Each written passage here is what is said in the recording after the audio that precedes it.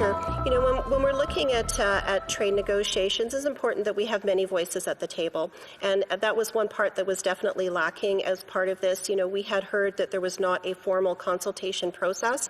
There was very limited outreach to a couple of industries, but as a whole, looking at all of the exporters, they really weren't outreached. We heard testimony at the committee from major stakeholding industries that represent thousands of companies saying that there was no consultation with them. And so, you know, we look forward to the new consultation process that they'll undertake. Questions and comments. The Honourable Member for Edmonton Strathcona. Thank you, Mr. Speaker, and nice to see you today. I just have a quick question for my colleague. I want to thank her for her intervention.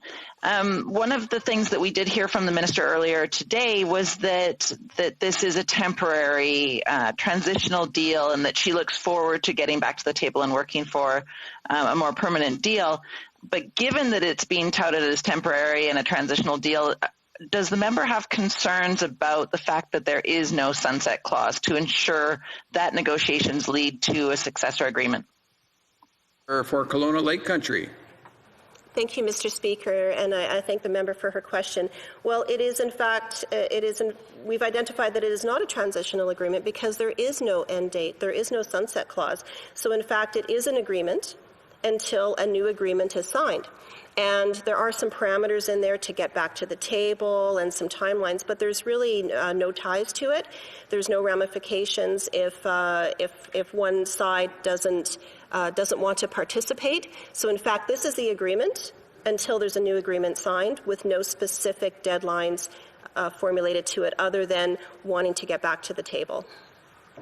We have less than a minute, so we'll just take one short question. The Honourable Member for Renfrew, Nipissing, Pembroke. Thank you, Mr. Speaker. I appreciated the member's summary of the timeline, and the question on everybody's mind right now is how long it's going to be before the vaccinations can roll out. So given the delay in negotiating this agreement and the fact that the UK does have at least one vaccine that they'll be producing, does the member think that the delay in negotiating this agreement was a matter of the Prime Minister just enjoying and trying what he can to keep Canadians locked down? Or was he just so wrapped up in corruption with the WE scandal that they didn't have time to pay attention to this important issue?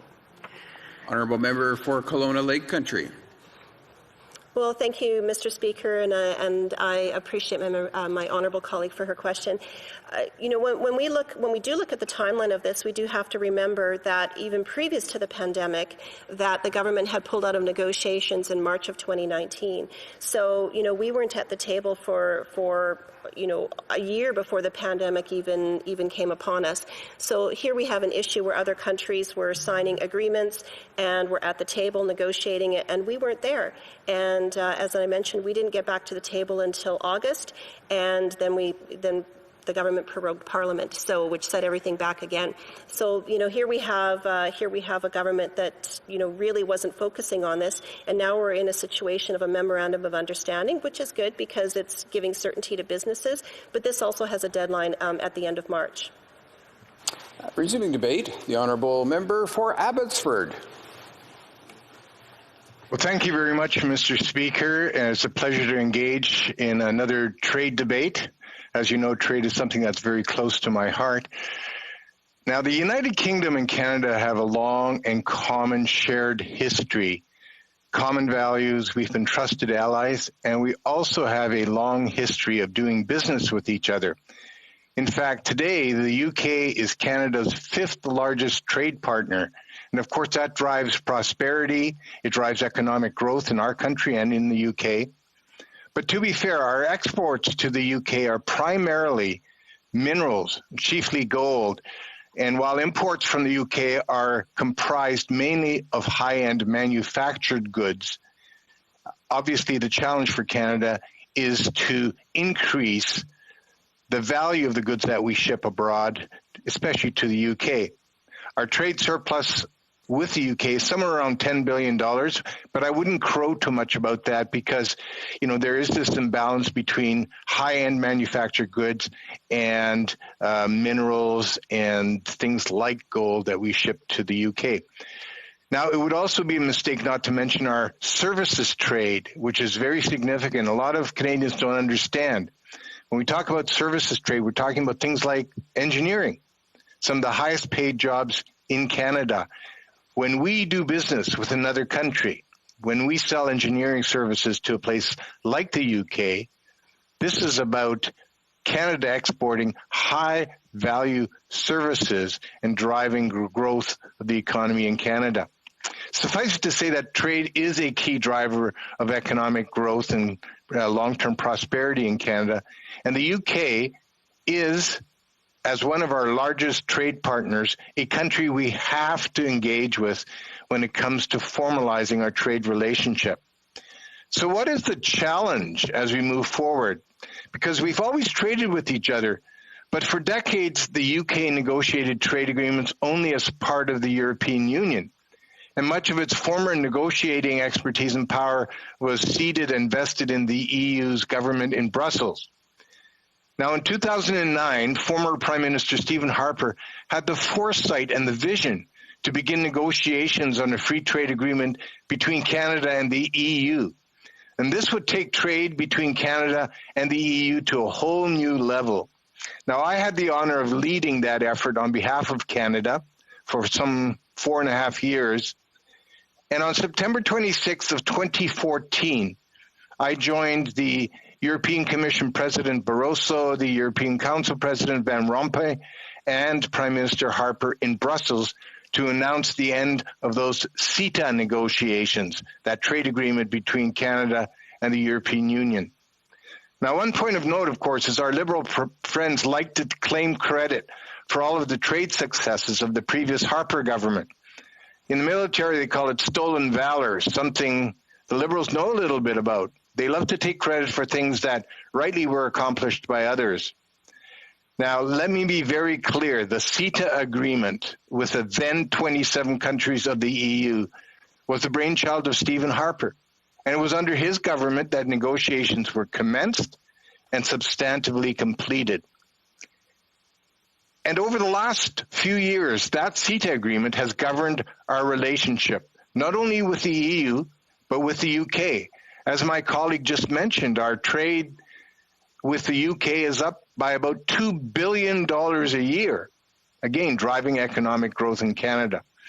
And that CETA agreement that Stephen Harper negotiated was arguably the most comprehensive, progressive, and forward-looking 21st century trade agreement in the world. It liberalizes trade through broad tariff elimination. It promotes and protects investment.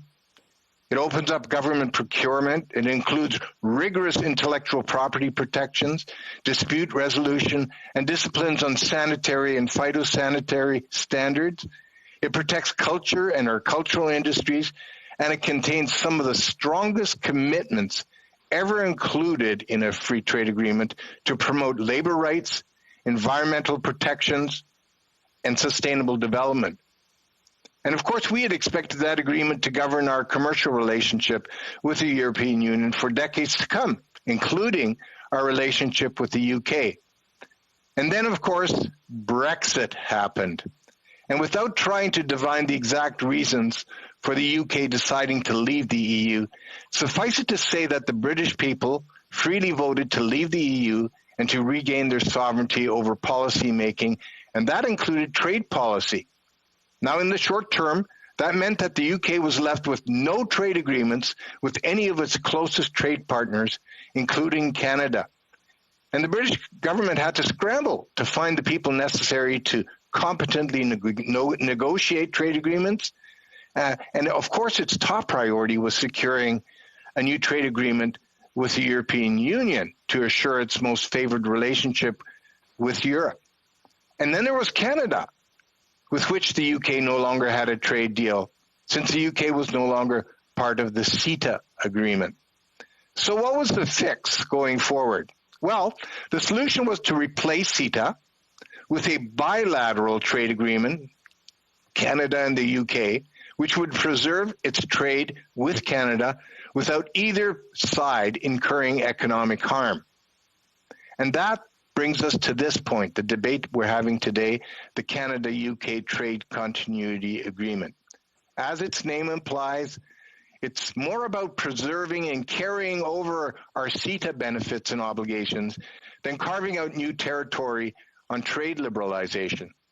Now, it was unfortunate that our Liberal government and its trade ministers inexplicably chose to delay these negotiations and refused to engage with the UK for over a year. And that in turn meant there was a last-minute rush by this government to rush through this legislation before the new year. And when that didn't pan out, our Prime Minister sadly turned to blame shifting, as my colleague from Kelowna Lake Country mentioned. The Prime Minister claimed that the delays in finalizing this deal were because the UK didn't have the bandwidth to negotiate. Now, that said, the agreement was finally concluded with really no substantive changes to the rights that each of our countries have under CETA. So what does this mean? Now, someone recently referred to this agreement, this new agreement with the UK, as a nothing burger, suggesting that because there was nothing new in this agreement, there was little of value to praise. Now, although it is true that not much new policy ground was plowed, this trade agreement means absolutely everything when it comes to protecting our preferred bilateral relationship with the UK. The alternative would have been to leave us with no trade agreement at all, only with the much less advantageous benefits of the floundering World Trade Organization. Essentially, we would be returning to the wild, wild west of trade, and that is certainly not what either party wanted. So with this Canada-UK Trade Continuity Agreement,